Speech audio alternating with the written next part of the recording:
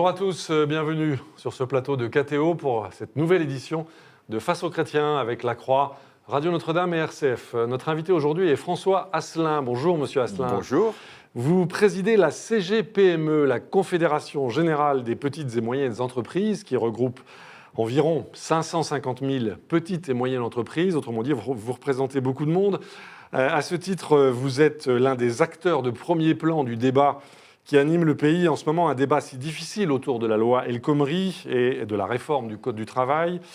En quelques mots, vous dirigez vous-même une entreprise familiale, l'entreprise Asselin, qui emploie donc 150 personnes. Vous êtes basé à Thouars, dans les Deux-Sèvres, et vous êtes spécialisé dans la restauration de monuments historiques, parmi eux le château de Versailles ou encore la réplique de la fameuse frégate de Lafayette, l'Hermione, basée à Rochefort. Enfin, il faut dire que vous êtes membre des EDC, les entrepreneurs et dirigeants chrétiens. Bienvenue sur ce plateau. Vous serez interrogé dans cette édition de Face aux chrétiens par Nathalie Birchem pour La Croix, par Louis Dauphren pour Radio Notre-Dame. Bonjour. Et par Romain Mazneau pour RCF. Bonjour. Bonjour. Voilà, c'est Nathalie Birchem qui va vous poser la première question. Que vous êtes effectivement très impliqué dans le débat sur la loi travail qui a réussi à se mettre à peu près tout le monde à dos. Est-ce que vous-même, maintenant, vous demandez son retrait ? Nous n'avons jamais demandé le retrait de la loi sur le travail qui, initialement, était la loi El Khomri. Tout simplement, on a tout le temps regardé les choses d'une façon la plus pragmatique possible en se posant la question suivante. Est-ce que cette loi, d'abord, peut débloquer les freins à l'emploi, surtout dans les PME et les TPE? Est-ce que cette loi peut améliorer, on va dire, la vie au quotidien du chef d'entreprise et donc la marge de l'entreprise? On a tout le temps essayé de répondre à ces deux questions. Or, si au départ, la version 1 avait des avancées tout à fait intéressantes par rapport aux freins à l'emploi, par rapport effectivement à certaines complexités administratives, il faut bien se dire les choses qu'aujourd'hui, la loi, telle qu'elle est présentée au Parlement, et puis maintenant il y a eu le 49.3, ne va pas débloquer l'emploi, c'est-à-dire qu'il n'y a pas d'élément factuel pour dire cette loi va permettre de débloquer l'emploi. Et deuxièmement, quant à simplifier la vie des entreprises, à part quelques petites avancées sur certains amendements, il y a quand même de grands points d'interrogation qui risquent de complexifier la vie des entreprises. On va revenir sur tout ça précisément. Romain Mazneau, RCF. Tout de même, est-ce que vous avez eu le sentiment d'être entendu par le gouvernement puisqu'il a renoncé à la surtaxation des CDD? Est-ce que sur ce point précis-là... Alors ça, c'est venu en cours de la loi. C'est-à-dire qu'il y a eu un moment tout à fait étrange. C'était un lundi matin. Je me souviens, je partais de chez moi, j'allais à la CGPME. Je me suis dit, tiens, cette semaine, ça va être plutôt tranquille. Je mets la radio et là, qu'est-ce que j'entends? Le Premier ministre annoncer la surtaxation des CDD à travers un amendement porté dans la loi sur le travail. Vous n'avez pas été consulté? Absolument pas consulté. Alors, c'est d'abord complètement absurde au niveau économique, puisque 87% des premières embauches se font en CDD. Donc, c'était surtaxer la première embauche. Deuxièmement, vous avez des pans entiers de l'économie, dans le domaine, par exemple, de sociétés de prestations de services à la personne, du nettoyage, de la construction, mais aussi de l'hôtellerie-restauration, où le CDD, on en a besoin puisque ça fait partie du modèle économique et bien souvent vous avez des activités où, si vous voulez, le centime est important. Donc, surtaxer un CDD, c'était déséquilibrer, en tout cas fragiliser encore plus des pans entiers de notre économie. Donc, nous avons tout de suite, bien sûr, nous sommes montés au créneau. Et quand on réfléchit à la façon dont cette annonce a été faite, à savoir que c'était la sortie d'un représentant de l'UNEF, 14 000 adhérents, qui sortait avec 400 millions d'euros dans la poche, avec des bourses qui continuaient sur 6 mois, et en plus une surtaxation des CDD, face aux 3 millions de chefs d'entreprise dans ce pays, j'aime mieux vous dire qu'il y avait de quoi, franchement, ne pas être content. Donc, effectivement, nous avons fait un fort lobbying. Nous avons ouvert, d'ailleurs, un site pétitionnaire Patron Vent Debout.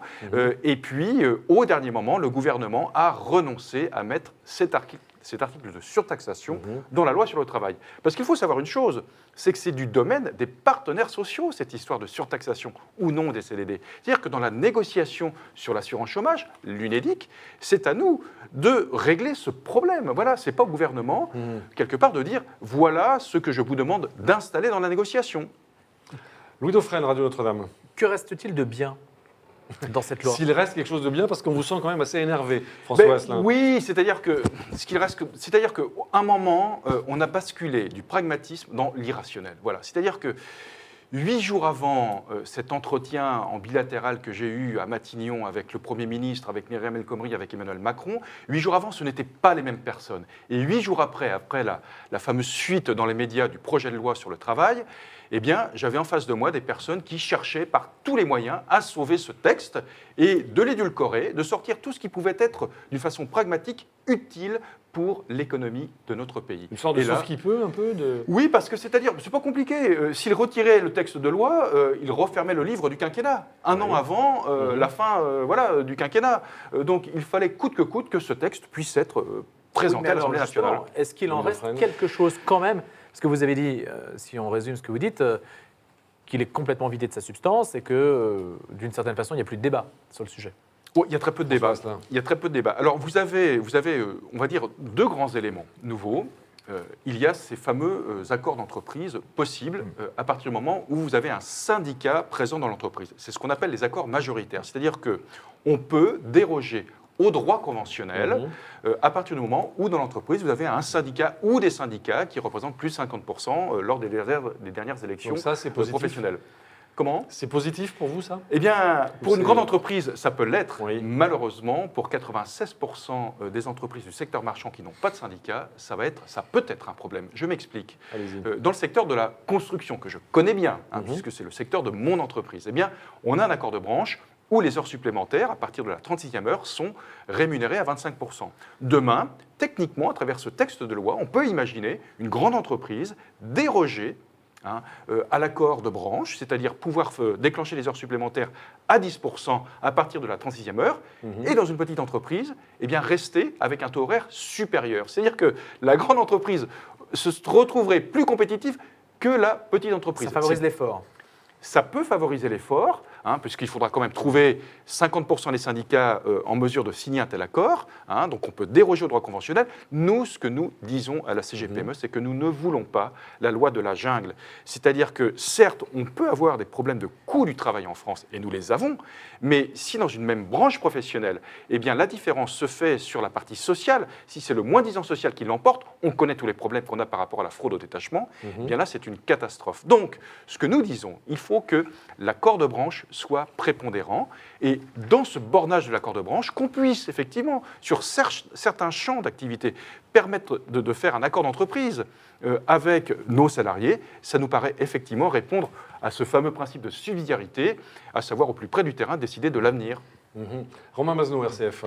Oui, sur le compte personnel d'activité, le CPA, vous avez été très remonté, plus même que le MEDEF. Est-ce que c'est parce que le dispositif pénibilité était inclus, que ça entraînait c'était une usine à gaz ou...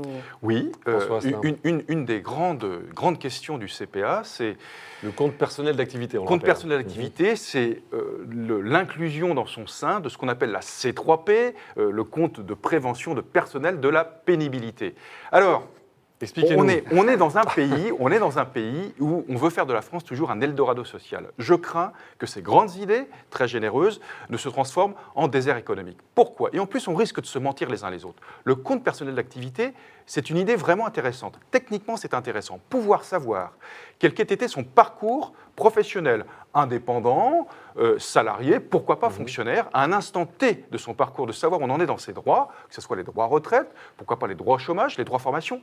C'est intéressant. Sur le principe, vous n'êtes pas contre ? Sur le principe, nous ne sommes pas contre. Par contre, à partir du moment où cette question-là, on en a fait le Graal social du quinquennat du président de la République, eh bien c'est là où, encore une fois de plus, on va basculer du pragmatisme dans l'irrationnel. C'est-à-dire qu'à travers ça, on va dire « Ah, eh bien, on va vous mettre des droits sur la pénibilité, on va vous mettre des droits, par exemple, le compte épargne-temps, on y réfléchit. » Bref, on est en train d'ouvrir la boîte de Pandore et finalement, on est en train de faire rêver tous les Français en leur disant « On va vous donner quelque part une carte bancaire, mais quand vous irez au distributeur, vous aurez beau taper votre code, rien n'en sortira. » Pourquoi ?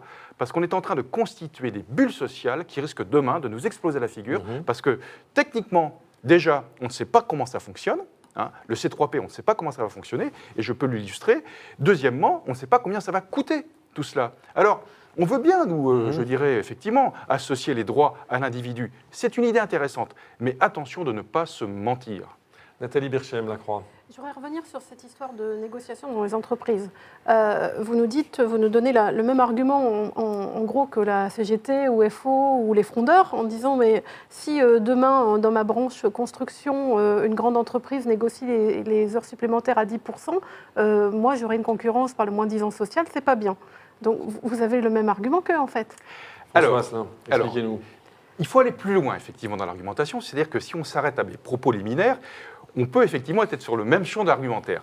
Par contre, nous, ce que nous disons, c'est que si on veut parler de démocratie sociale, allons jusqu'au bout. C'est quoi aller jusqu'au bout? C'est-à-dire que si en France, et d'ailleurs c'est ce qui est à travers ce texte de loi, c'est ce qui se passe à travers ce texte de loi, il faut absolument avoir un drapeau syndical dans la poche pour pouvoir avancer, ça va être très compliqué. Pourquoi? Parce que vous avez simplement 4% des entreprises dans le secteur marchand qui ont un syndicat présent en leur sein. Nous, ce que nous disons, c'est que nous ne sommes pas contre les syndicats, mais en l'absence de syndicats, si on a des représentants du personnel, ça peut être un délégué du personnel, ça peut être un comité d'entreprise, pourquoi ne pas leur confier la possibilité de porter un accord? Et puis cet accord, on peut, auprès de leur direction, cet accord, on peut très bien le faire valider en droit auprès des directs. Elles sont qualifiées pour cela, pour bien voir qu'on n'a pas écrit n'importe quoi en termes de droit.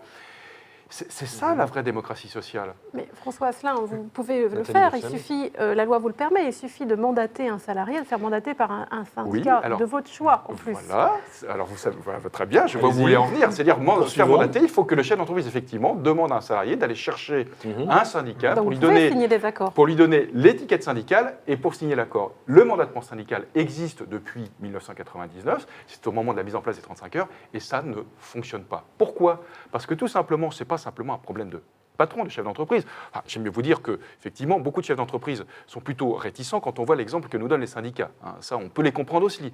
Mais c'est On aussi va y revenir, oui. c'est aussi un problème de salariés, tout simplement, qui ne voient pas en quoi un syndicat peut les aider. Donc, si vraiment, là, il y a un vrai sujet. Et d'ailleurs, c'est peut-être le vrai côté bénéfique de ce projet de loi sur le travail, c'est que finalement, on commence à toucher le centre de ce que peut être demain l'utilité et la qualité des partenaires sociaux. Et ça, c'est un vrai débat. Ce que vous mettez en cause, là, c'est la représentativité des syndicats, aujourd'hui. Ce que je ne Vous remets posez pas en cette cause. question-là. Si vous voulez, il faut regarder les choses d'une façon très, très factuelle, très réelle. C'est-à-dire que la présence syndicale, la loi l'oblige à partir en fonction du premier tour syndical. C'est-à-dire que dès que vous allez avoir besoin d'avoir des représentants du personnel, vous devez réserver cette élection, le premier tour, au syndicat. Et malgré, je dirais, le fait que la loi l'oblige, on n'a que 4% de pénétration dans le secteur marchand des syndicats. Donc c'est un cuisant échec. On doit se poser la question, pourquoi? Alors, on peut toujours dire, on rajoute un niveau de contrainte et on va finir par obliger les syndicats à rentrer dans les entreprises, mais ce n'est pas un cadeau à faire aux syndicats. Et ce n'est pas un cadeau à faire aux entreprises non plus. Donc là, il y a une vraie question. La vraie question, c'est les idées que je porte, le corpus social que je porte, l'accompagnement que je peux donner, est-ce qu'il correspond à l'attente des Français et surtout des jeunes Français? Louis Dauphren, une dernière question. Quel est l'intérêt sur l'accord d'entreprise, par exemple, quand il y a les heures supplémentaires à 25% quelque part et à 10% ailleurs? Il n'y a évidemment aucun intérêt pour l'entreprise d'avoir un accord qui s'aligne sur les plus gros. L'idée, c'est de conserver les 25%. C'est-à-dire que François Asselin. le problème est un problème économique. Là, ce n'est pas un problème social, c'est un problème de prix de revient, donc un problème de prix de vente. C'est-à-dire que si demain, mon concurrent direct rémunère les heures de ses salariés moins chères que les miennes, je vais avoir un différentiel de concurrence et des marchés vont m'échapper. Donc, je n'aurai pas le choix autre que de me mettre en ligne avec mon concurrent. Et là, c'est la machine qu'on enclenche pour arriver à ce qu'on peut appeler le moins-disant social. Ça ne veut pas dire pour autant qu'en France, d'une façon macroéconomique, on n'a pas un problème de coût du travail et surtout un problème de temps de travail. C'est-à-dire qu'aujourd'hui, effectivement, on peut travailler plus de 35 heures par semaine.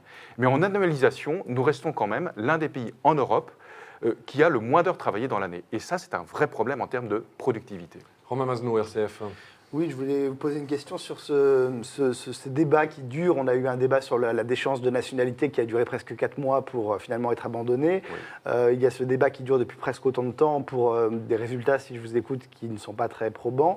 Est-ce qu'on a un génie particulier en France pour ces débats interminables et qui en est responsable? Est-ce que ce sont les politiques, les partenaires sociaux? François Asselin, vous qui vivez cela de l'intérieur. Ce que je constate, c'est que, en toute modestie, je pense que les chefs d'entreprise dont je suis sont avant tout des pragmatiques. C'est-à-dire que on sait ce qui est bon pour nos entreprises. On sait aussi Contrairement aux politiques qui sont idéologiques, c'est ça que vous voulez dire? C'est-à-dire qu'il y a un moment où il y a beaucoup de bienveillance par rapport au discours que je peux porter, par rapport aux idées que je défends. J'ai toujours été très bien écouté, sauf qu'au moment où la politique commence à s'infiltrer dans tout cela, eh bien là, on bascule dans l'irrationnel. Et là, on ne pense même plus à l'utilité vraiment réelle du texte, on pense simplement à sauver politiquement un gouvernement et, bien sûr, la future élection. Et si, au passage, on peut alimenter quelques clientèles électorales, eh bien, c'est tout bénéfice pour, justement, la future échéance électorale. Donc, cela, si vous voulez, c'est un vrai problème. Et les responsables, c'est gauche-droite confondus? Oh, je pense que oui, ce phénomène existe. Avec l'ancien gouvernement, ce même phénomène a existé. Avec cet actuel gouvernement, c'est la vie politique qui fait cela. C'est un petit peu la vie politique qui fait cela. Ce qui est vraiment dommageable dans tout ça, et je pense qu'il y a une erreur fondamentale qui a été commise, c'est que, là encore, on n'est pas en capacité d'expliquer aux Français eh bien, des choses vraiment simples. Voilà, c'est-à-dire que lorsque finalement, on se fait élire sur des non-vérités. Et quand je dis ça, je reste poli, parce qu'il y a beaucoup de mensonges. Voilà. Et la vérité, elle est là tout entière. C'est-à-dire que là, en ce moment, on est en train de distribuer et aux fonctionnaires et aux professeurs, tant mieux pour eux, ils vont en profiter. Et aux jeunes, tant mieux pour eux, ils vont en profiter. Mais qui paye? La dette de la France continue à gonfler. C'est-à-dire que, qu'on le veuille ou non, le principe de réalité nous colle au basque. Et le problème, c'est qu'à un moment ou l'autre, il risque de nous péter à la figure. Et ça, on ne l'explique pas aux Français. C'est-à-dire qu'il y a un moment ou un autre, lorsque nous sommes passés des 39 heures aux 35 heures, payés 39, tous les Français ont trouvé ça normal. Et si demain, il fallait faire l'inverse pour sauver le pays? Plus personne ne trouve ça normal. C'est une hypothèse pour vous? Pourquoi pas? Je veux dire, à l'échelle de l'histoire, on va dire, sociale de la France, cette question, c'est une virgule, sincèrement. Quand on regarde ce qui se passe dans les autres pays, nous sommes encore, en France, un Eldorado, et nous ne nous en rendons pas compte. C'est ça. Lorsqu'on parle de la Mais précarisation... justement, il faut le préserver, cet Eldorado. Oui, mais il faut être pragmatique, c'est-à-dire que pour le préserver, il faut savoir revenir sur certains avantages qu'on considère comme étant acquis. C'est-à-dire que je me souviens, lorsqu'on a augmenté, par exemple, d'une façon unilatérale, les employeurs dans le bâtiment, les apprentis, parce qu'à l'époque, il y a une quinzaine d'années, on avait du mal à recruter, on ne trouvait plus d'apprentis. Et on s'est dit, là, il faut vraiment faire des efforts très importants sur nos métiers. On a fait beaucoup d'efforts, on a amélioré les conditions de travail, on a amélioré l'accueil, on a fait vraiment, franchement, c'est formé. On a augmenté, par exemple, la rémunération des apprentis sans que personne nous demande quoi que ce soit. Hein. C'était à une époque où on était en tension. Hein. Si aujourd'hui, ce n'est pas tout à fait la même chose, qu'il faille faire un tout petit pas en arrière pour pouvoir continuer à espérer en demain, eh bien ça, on en est incapable et c'est un vrai problème. C'est-à-dire que je considère que les accords devraient être balisés dans le temps. Qu'on signe un accord pour 3 ans ou 5 ans et après qu'on révise les choses, ça serait intelligent. Très bien. François Asselin, nous avons encore beaucoup de questions à vous poser sur la réforme de la loi travail, sur d'autres sujets. Je rappelle que vous présidez la CGPME et vous représentez plus d'1 demi-million de petites entreprises en France. Vous restez avec nous. Nous sommes de retour dans quelques instants.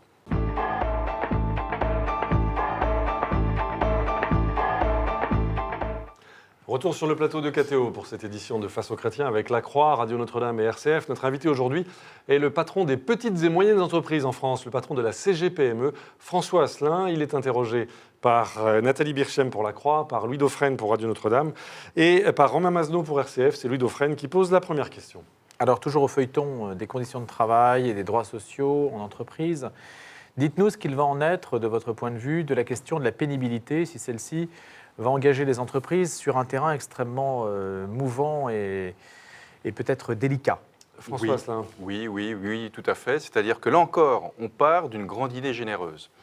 Alors d'abord, on fait d'abord une grave erreur, c'est d'utiliser le mot pénibilité associé à une valeur positive qui est la valeur travail. Dans mon entreprise, j'ai des menuisiers, j'ai des charpentiers. Ils font un travail qui, physiquement, est plus exposé que d'autres, mais je ne considère pas qu'il soit pénible. Ils font un beau travail. C'est-à-dire que si on veut donner aux... Quel mot utilisez-vous pour remplacer cet adjectif? Eh bien, moi, je dis que c'est pour les métiers physiquement exposés. Voilà. Physiquement exposés. Physiquement exposés, ouais. Voilà. C'est-à-dire qu'il y a des métiers physiques qui sont des beaux métiers.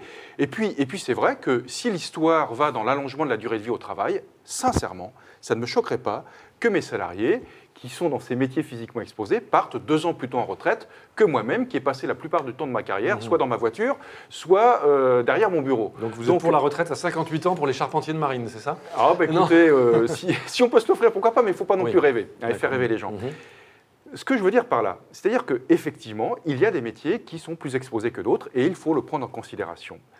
Ce qu'on a imaginé pour tout cela, c'est une espèce d'usine à gaz. Alors, il y a eu la fiche individuelle de prévention de la pénibilité qui a été heureusement sortie, et là, c'est un beau combat de la CGPME, mais depuis le 31 décembre dernier, eh bien, sont paris les décrets d'application pour d'autres facteurs d'exposition au risque, qui sont entre autres les gestes répétitifs ou dans les risques chimiques, le risque poussière. Et là, autant vous dire que tous ceux qui ont une entreprise de menuiserie ou de charpente sont considérés par le risque poussière, mais vous êtes noyés dans la poussière. Beaucoup d'entreprises.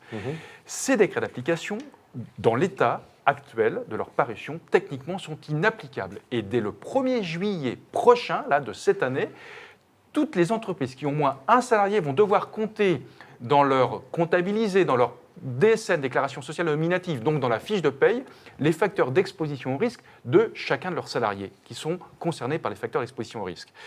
Ça veut dire par exemple que dans un domaine comme le mien, la menuiserie, facteur d'exposition au risque, le risque poussière, la norme européenne, c'est 5 mg mètre cube d'air qui est autorisé. La norme française, depuis le 1er juillet 2005, parce que dans ce domaine-là, on est tout le temps plus vertueux que tout le monde, c'est 1 mg mètre cube d'air. Eh bien, si mes salariés ne sont pas considérés comme étant en facteur d'exposition au risque poussière, il faut que je respecte la norme de 0,3 mg mètre cube d'air. Il n'y a aucun fabricant de machines-outils qui est capable de respecter cette norme avec un système de captation des poussières.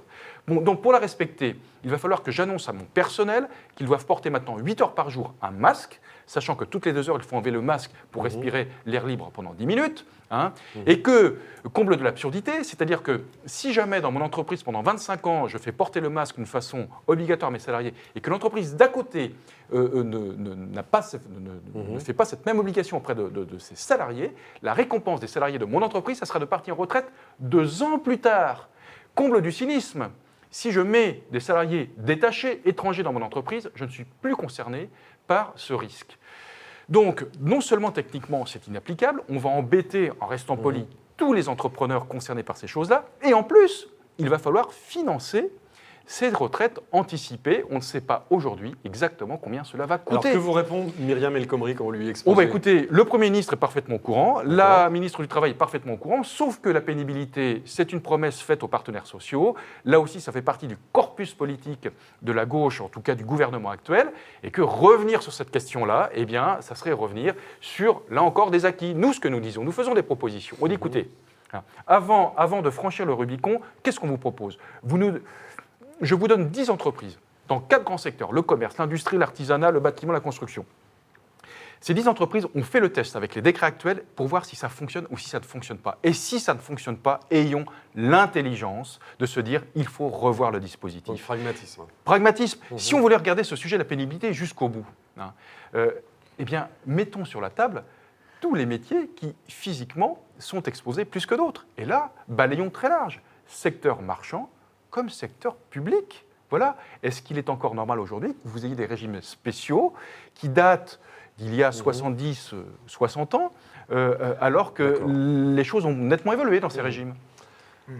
Mais est-ce que vous êtes en train de nous dire que, puisque les 4 nouveaux critères de pénibilité entrent en vigueur au 1er juillet 2016, que vous allez repartir au combat pour la 10e fois? Alors, nous n'allons pas lâcher cette affaire. Nous allons bien sûr repartir au combat. C'est un combat d'ailleurs que nous n'avons jamais lâché.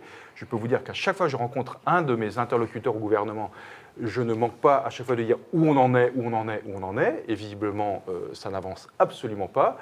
Donc, avant que tous les employeurs de ce pays se retrouvent avec quelque chose dont ils ne vont absolument pas comprendre ce qui se passe, c'est-à-dire qu'ils ne vont absolument pas comprendre comment ils peuvent le mettre en place dans leur entreprise, eh bien, il va falloir quand même, effectivement, donc faire un petit peu... C'est pas fini. C'est pas fini. Romain Mazenot, RCF. Alors après Emmanuel Macron et François Hollande, Manuel Valls a dit qu'il fallait légiférer sur la rémunération des grands patrons après le cas de Carlos Ghosn chez Renault. Est-ce que ça vous choque, vous, qu'on puisse légiférer sur vous qui êtes un petit patron, François Asselin. Eh oui. Alors, bon, là, faut rester très honnête, c'est-à-dire que c'est facile de se donner bonne conscience en disant tout cela est choquant, etc. Oui, c'est choquant. Mais en même temps, la question nous renvoie à chacun d'entre nous. Quel est notre rapport à l'argent? C'est ça d'abord la question, le rapport individuel et puis aussi le rapport collectif. Écoutez, il y a un appel dans Libération pour dire qu'il ne faut pas dépasser 100 fois le SMIC, par exemple. Oui, alors déjà 100 fois le SMIC, c'est déjà pas mal, ça fait 1,5 million d'euros. Voilà, par 1,5 million an, d'euros par an. Vous en dites quoi? Écoutez, avant de parler de quel est le juste montant, il vaut mieux parler d'abord quelle est la juste rémunération. C'est-à-dire qu'il doit toujours y avoir entre la rémunération et le poste qu'on occupe quelque chose qui s'appelle le risque qui doit rentrer en ligne de compte. C'est-à-dire que lorsque vous avez un patron patrimonial qui, dans son aventure entrepreneuriale, y met tout, hein, pas que son statut, mais aussi parfois sa famille et ses proches. La notion de risque est quand même un petit peu différente que lorsque vous avez été nommé par un conseil d'administration et que vous n'êtes pas propriétaire de l'entreprise. Hein. Et bien souvent, force est de constater que la première catégorie de ces patrons patrimoniaux, quand bien même ils sont à la tête de grandes entreprises patrimoniales, de grosses ETI, ont un niveau de rémunération souvent nettement inférieur à ces grands capitaines d'industrie qui sont d'une compétence extrême. Hein. Techniquement, ce sont des orfèvres en la matière. Hein.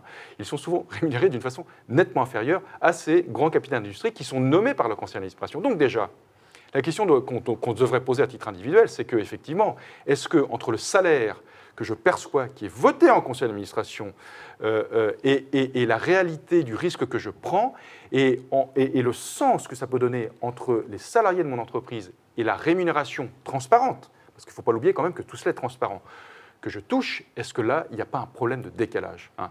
Deuxièmement, cette rémunération, comme je vous le disais, elle est votée en conseil d'administration, c'est-à-dire que collectivement, vous avez un conseil qui accorde cette rémunération. Donc on doit se poser la question du rapport à l'argent qu'on a d'une façon individuelle, mais aussi collective dans ses états-majors, hein. Donc, effectivement... Et ça, vous le mettez en cause, François Asselin? Oui, pourquoi? Parce que dans l'affaire Renault, vous avez une assemblée générale, c'est-à-dire que les actionnaires qui refusent le niveau de rémunération du président, et derrière, vous avez le conseil d'administration qui passe outre l'avis des actionnaires. Ça, c'est profondément choquant, effectivement. Hein. Donc ça, effectivement, je pense qu'il faut revoir la chose. Maintenant, légiférer sur une question comme la rémunération, je pense qu'on aura beau essayer de trouver tous les pare-feux par rapport à ça, que nous sommes dans un monde globalisé, un monde ouvert, et il y aura toujours un moyen technique, soit en déplaçant un siège à l'étranger, soit en organisant la rémunération sur d'autres leviers, de passer à côté du sujet. Donc si vraiment... C'est ce qu'a dit le patron de Total, qui a dit on va déménager.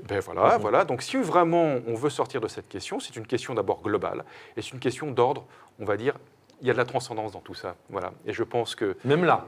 Oh, bien sûr, bien sûr, parce que c'est d'abord une question personnelle. Voilà. Est-ce que je mérite ce que je réclame? Louis Dauphren, Radio Notre-Dame. Une précision sur ce sujet. À partir du moment où le conseil d'administration vote dans un sens, que les actionnaires votent aussi dans un sens, et si ça va dans le même sens, vous ne voyez pas de raison pour que l'État, la puissance publique, s'en mêle. C'est-à-dire que la logique interne de l'entreprise et l'accord des personnes qui font l'entreprise suffit à déclarer une décision légitime. Écoutez, l'État peut toujours s'en mêler. C'est-à-dire que l'État, effectivement, peut légiférer, mais il y a tellement de dérives possibles il faudra tout le temps retrouver une brique supplémentaire au mur pour essayer d'éviter de le franchir. Donc je crains qu'au bout du bout, ça c'est peine perdue. Ça peut être peine perdue. Deuxièmement, ça peut effectivement envoyer un message extrêmement négatif de contrainte. La vraie solution, c'est qu'au sein de ces états-majors, il y ait des codes d'éthique qui soient respectés, hein, et de faire en sorte que lorsqu'on accepte la mission de prendre la direction d'une telle entreprise, ce ne soit pas avant tout pour l'appât du gain, mais pour la qualité et le travail qu'on va réaliser. Mais ça, c'est du cas par cas, en fait. C'est du cas par cas. Et c'est comme si on disait on va faire des lois pour empêcher les Français de pêcher, quoi. Voilà, faut dire, va falloir en faire. C'est tout aussi vain. Nathalie Birchem-Lacroix. Ça fait quand même à peu près 10 ans qu'on essaie de réguler cette question, ou de ne pas réguler cette question en disant il faut des chartes, il faut que dans les pratiques de gouvernance ça évolue, qu'il y ait des règles, la FEP a fait un code. Ça ne marche pas. Donc, alors, ça ne marche pas, oui et non. C'est-à-dire que là sortent du chapeau des exemples emblématiques. Hein. C'est-à-dire que, vous savez, en France, vous avez un peu plus de 3 millions de chefs d'entreprise. Hein. Vous avez 5000 grandes entreprises, et puis vous avez les fameuses très grandes entreprises, celles du CAC 40, où finalement, c'est quelques individus. Donc, il ne faut surtout pas en faire une généralité. Vous savez que le salaire moyen d'un patron qui a 25 salariés, c'est moins de 4000 €. Hein. Donc, on est très loin de tout ça. Et voilà. Donc, si vous voulez, on n'est pas tout à fait dans le même ordre d'idées. Néanmoins, je veux dire, effectivement, vous le soulignez, tout ça ne fonctionne pas puisqu'il y a encore des cas voilà.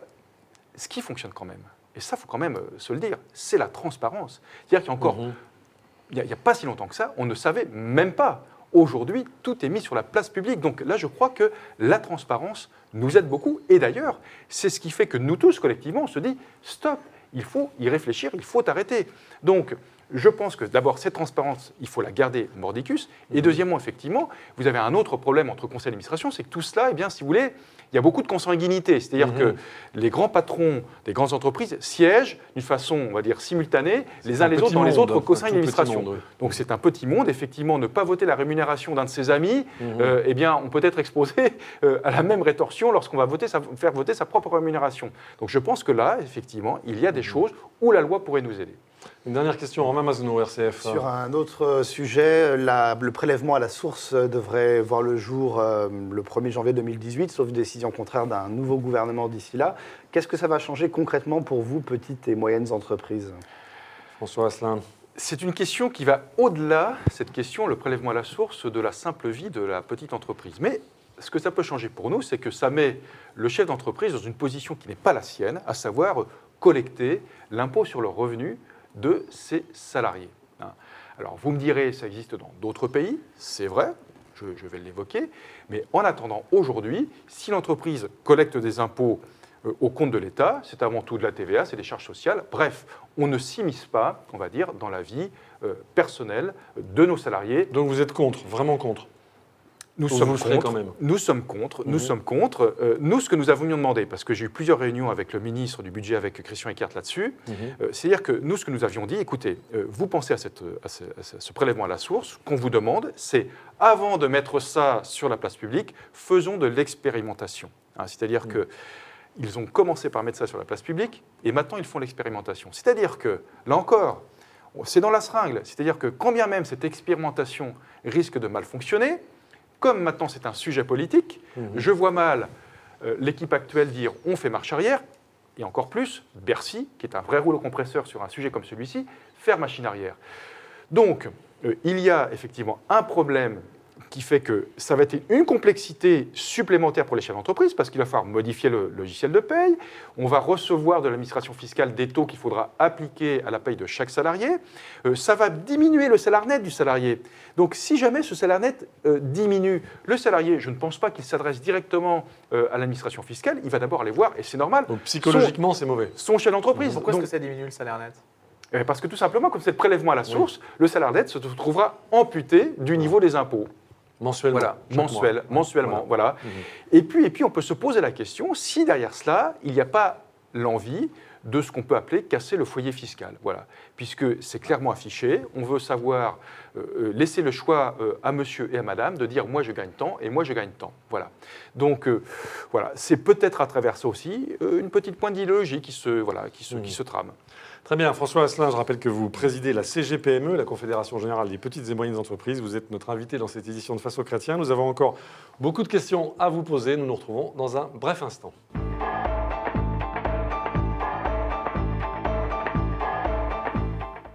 Retour sur le plateau de KTO pour cette édition de Face aux Chrétiens avec La Croix, Radio Notre-Dame et RCF. Notre invité est François Asselin, qui représente ici la CGPME, la Confédération Générale des Petites et Moyennes Entreprises, autrement dit plus d'un demi-million de petites et moyennes entreprises en France. Il est interrogé par Nathalie Birchem pour La Croix, par Romain Masneau pour RCF et par Louis Dauphren pour Radio Notre-Dame.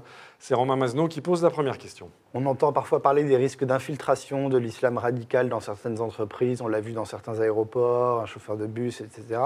Est-ce que ce sont des cas isolés? Est-ce qu'il y a un vrai danger? Comment y faire face? François Asselin.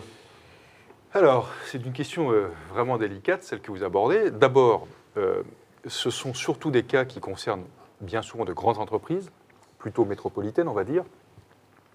Vous avez cité effectivement, vous avez dans le domaine, sur la plateforme de Roissy, des grandes entreprises qui sont concernées par cela. Il y a eu la RATP, etc. Mais il y a aussi, il faut le dire, des petites et moyennes entreprises qui sont concernées, pas tellement par, on pourrait dire, la radicalisation, mais par des changements, effectivement, de comportement au sein de l'entreprise. Le ramadan, le voile. Voilà, c'est ça. C'est-à-dire que fait-on quand un salarié demande des heures pour pouvoir faire sa prière ou pour pouvoir prendre des congés, etc., etc. Comment vous faites? Eh bien, nous considérons à la CGPME qu'il y a une chose à laquelle nous tenons beaucoup, c'est ce qu'on appelle la culture d'entreprise. Voilà. C'est-à-dire que vous connaissez la pub là, de grandes enseignes qui font des sandwichs, là. Vous venez comme vous êtes. Eh bien, nous disons, venez comme vous êtes, mais c'est un peu court, à condition d'accepter ce que nous sommes. Voilà. Et je pense qu'on a tout intérêt à travailler sur ce que nous sommes. Et je pense que ce que je dis au niveau de l'entreprise, on peut d'ailleurs l'extrapoler au niveau d'un pays. Hein. C'est-à-dire que, Alors concrètement, mais concrètement, c'est-à-dire que dans une entreprise, vous avez des choses qui appartiennent à la culture d'entreprise dans lesquelles l'ensemble des salariés sont à l'aise. Lorsque le 22 janvier dernier, je fêtais la galette des rois, eh bien, on le fait depuis des années.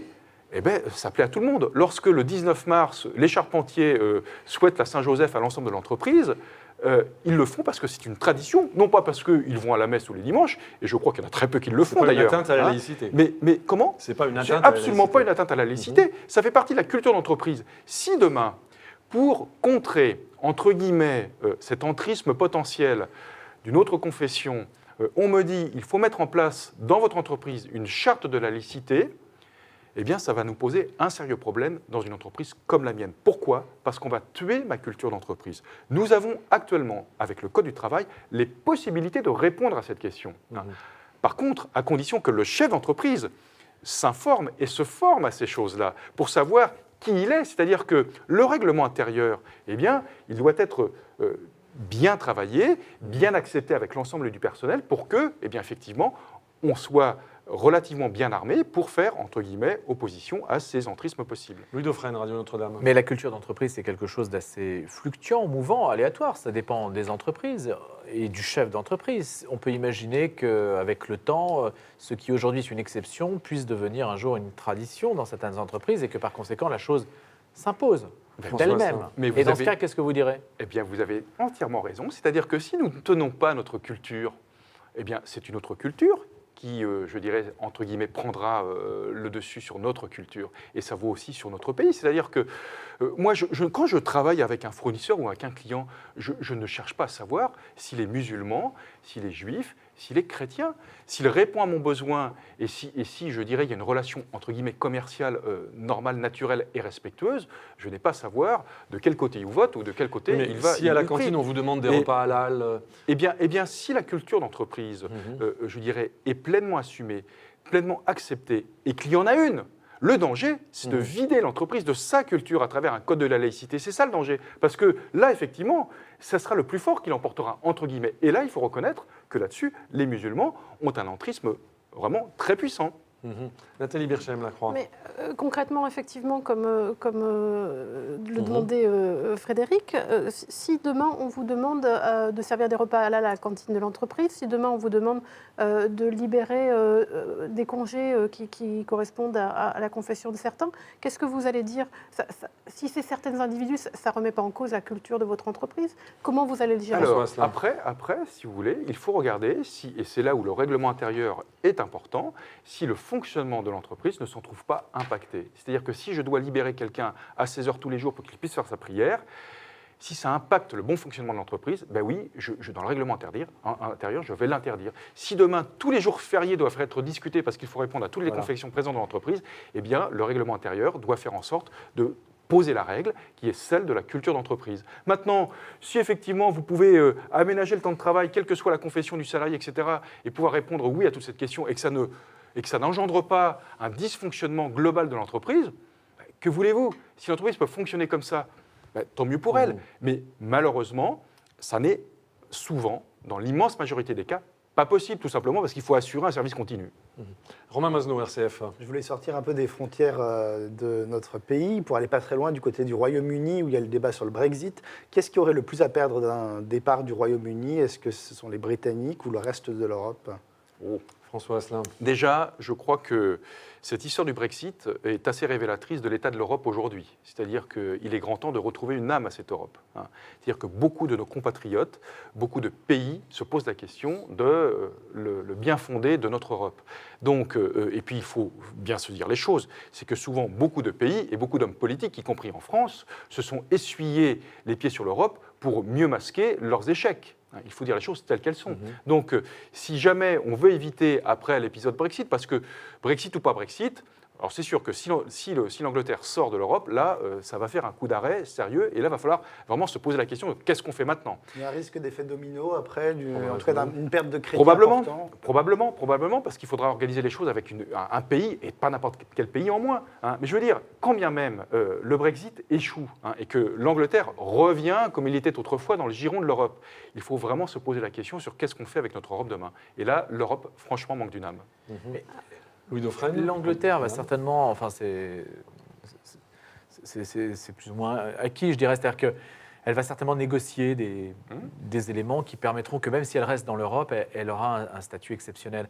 Est-ce qu'à votre avis, la France, si vous deviez renégocier quelque chose avec l'Europe, qu'est-ce que ce serait?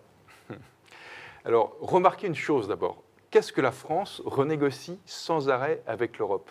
Elle renégocie le principe de réalité. C'est-à-dire que les règles basiques d'équilibre économique, elle n'arrête pas de les renégocier avec l'Europe. Voilà. Et ça, ce n'est pas d'aujourd'hui. Hein. Ça fait quelques années que ça dure. Hein. Donc, déjà, vouloir renégocier avec l'Europe des choses sur lesquelles déjà on ne respecte pas la négociation précédente, ça pose un sérieux problème.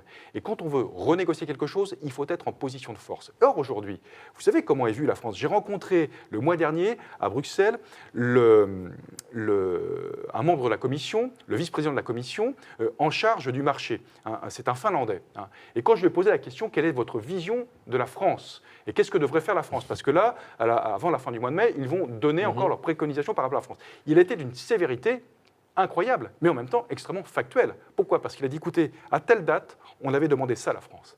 À telle date, on avait demandé ça à la France. À telle date, on avait demandé ça à la France. Est-ce qu'à telle date, ça a été respecté? Non. Et là, non. Et là, non. À chaque fois, vous renégociez. Il y aura un moment où tout cela aura une fin, c'est-à-dire que le scénario à la grecque, demain, pourrait se reproduire, ce qui serait dramatique pour la France. Pourquoi? Parce que le principe de... Ouais. Mais bien sûr, parce que le principe de réalité, il est toujours là. Et nous avons un déséquilibre majeur dans notre pays. Ça a été donné par l'INSEE pas plus tard que hier. Eh bien, en France, nous sommes devenus le premier pays européen, c'était le Danemark qui était avant nous, en termes de prélèvements fiscaux et sociaux sur l'ensemble des Français. Nous avons un énorme déséquilibre entre la sphère publique et la sphère marchande. Donc déjà, sur ces questions-là, si nous ne sommes pas dans la moyenne européenne, eh bien, effectivement, nous ne pourrons jamais rien demander d'autre à l'Europe. Nathalie Birchem-Lacroix. Alors, puisqu'on parle de l'Europe, vous dénoncez souvent les fraudes au détachement. Oui. Mais est-ce que vous dénoncez le principe du détachement? Donc, qui consiste, il faut l'expliquer, pour un employeur à pouvoir faire travailler des personnes issues d'autres pays en Europe en payant les cotisations sociales du pays d'origine. Oui. Nous ne sommes pas contre le travail de salariés étrangers en France, dans la mesure où vous avez des salariés français qui travaillent déjà... Mais avec le principe du détachement? Avec le principe du détachement, à partir du moment où le détachement fait en sorte qu'on respecte des règles communes à l'endroit où on travaille. C'est-à-dire qu'un salarié étranger qui travaille en France doit respecter les règles de travail de la France. Hein. Ça, c'est dans les textes. Sauf que ce n'est pas respecté. Vous avez un deuxième phénomène, c'est que les systèmes sociaux sont en concurrence. C'est-à-dire que les charges sociales du salarié détaché sont payées dans le pays d'origine. C'est dans la définition même du détachement. Et ça, c'est dans la définition même du détachement. Donc, sur la partie sociale, on a un différentiel de concurrence. Hein, déjà, sur la partie des charges sociales. Hein.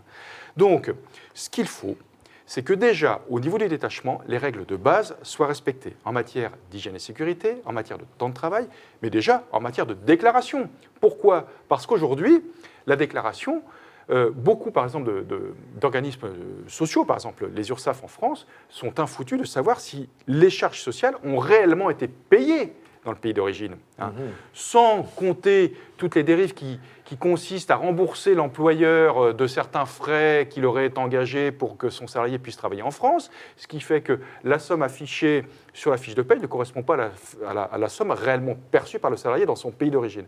Donc il faut, et là il y a des solutions techniques qui existent au niveau de l'Europe, de faire en sorte, et la directive détachement vient d'être récemment ouverte, d'ailleurs c'est une Française qui va être co-rapporteuse de ce texte au Parlement européen, Elisabeth Chartier-Borin, que nous connaissons très bien. Donc nous suivons vraiment de très près ce dossier. Donc nous ne sommes pas contre le travail de salariés étrangers en France, ni même d'entreprises étrangères en France, à partir du moment où nous avons des règles loyales de concurrence. Mais vous ne faites pas travailler prioritairement des Français. Louis Dauphren. La question n'est pas de savoir si un Français est meilleur qu'un salarié étranger. La question est de savoir s'il y a une meilleure compétence. On embauche une compétence. Hein.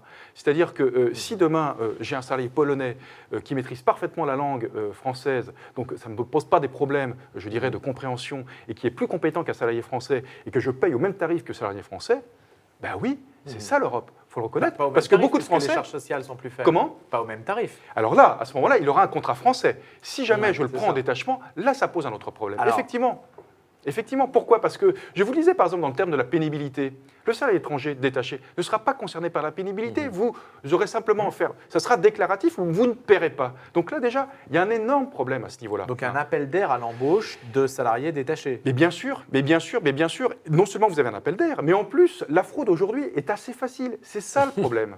Merci de nous renseigner.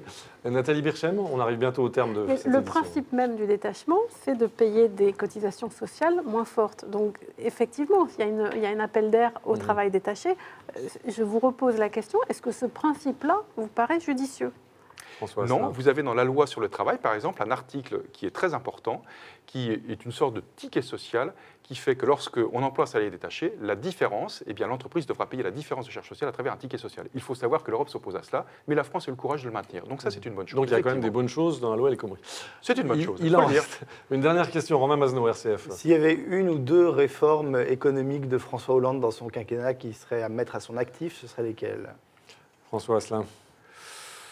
Waouh, c'est une question. Parce que vous avez été très sévère, mais... Oui, est-ce je qu'il y a- suis très sévère Est-ce que parce vous que. le sauvez pour une ou deux mesures Alors, vous avez le pacte de responsabilité qui a été une bonne mesure. Et de qui toute étaient bien façon- appliquées Comment ? Bien appliquées Alors, il y a eu deux défauts. D'abord, il a été annoncé avec tambours et trompettes en janvier 2014 et on savait très bien que son efficacité ne commencerait qu'à la fin de l'année 2015. Donc, il a été survendu et vendu trop tôt.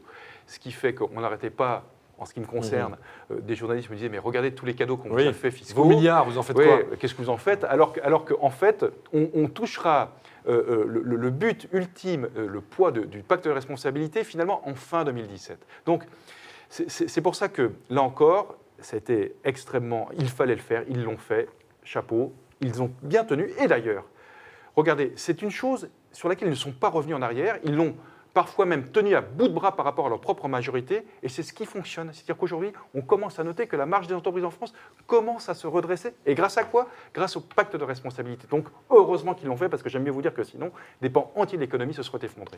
François Asselin, une toute dernière question. On arrive bientôt au terme de Face aux chrétiens. Vous avez été assez sévère avec les politiques. Vous avez souvent évoqué l'aspect irrationnel de leur démarche. Vous êtes vous-même une personnalité convaincue. Si on vous propose d'entrer en politique, vous diriez quoi ? Écoutez, quand un syndicaliste fait la politique, il arrête de faire du syndicalisme. Donc, je tiens comme à la prunelle de mes yeux à la neutralité. C'est servir la CGPME que de rester neutre. Je suis en dialogue avec l'ensemble de l'échiquier politique parce que c'est la société et c'est normal. Voilà. Je dois discuter même avec ceux avec lesquels je ne suis pas d'accord. L'indifférence, c'est pire que tout. Donc, la question ne se pose pas pour moi. Je suis dans ma mission, j'y suis bien. L'engagement rend heureux, je vous le confirme. Mais il manque, on dit souvent qu'il manque dans la vie politique d'hommes et de femmes issus du privé et non pas issus de la fonction publique. Oui, de c'est pour ça que nous l'enseignement, avons appelé aux différentes échéances électorales, que c'était au moment des régionales comme des municipales, à ce que les chefs d'entreprise eh bien, rentrent en politique. Et beaucoup y sont rentrés. Et quand, par exemple, si jamais vous avez quelqu'un qui a des hautes fonctions à la CGPME, si jamais il bascule en politique, eh bien, je lui demande de sortir de ces hautes fonctions de la C'est CGPME. clair pour vous. Très bien, merci à vous François Asselin. Je rappelle que vous avez représenté sur le plateau de Face aux chrétiens donc la Confédération générale des petites et moyennes entreprises qui regroupe plus d'un demi-million d'entreprises en France. Vous pouvez évidemment retrouver cette édition de Face aux chrétiens sur les sites de Radio Notre-Dame, RCF, KTO, sur le site de La Croix. Également, notre invitée la semaine prochaine sera Nathalie Kosciusko-Morizet. D'ici là, écoutez, merci de votre fidélité et à la semaine prochaine.